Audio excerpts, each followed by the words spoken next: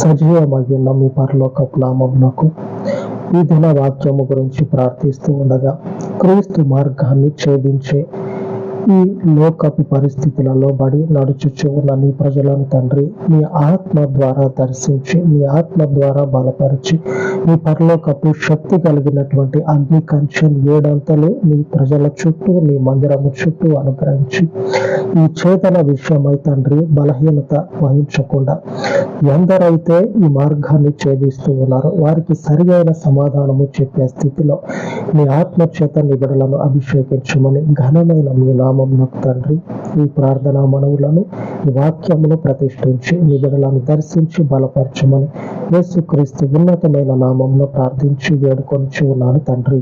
ఆమేన్, ఆమేన్. దేవుని కృప ఆయన ప్రజలమైన మనకు తోడై ఉండును గాక. ఆమేన్, ఆమేన్.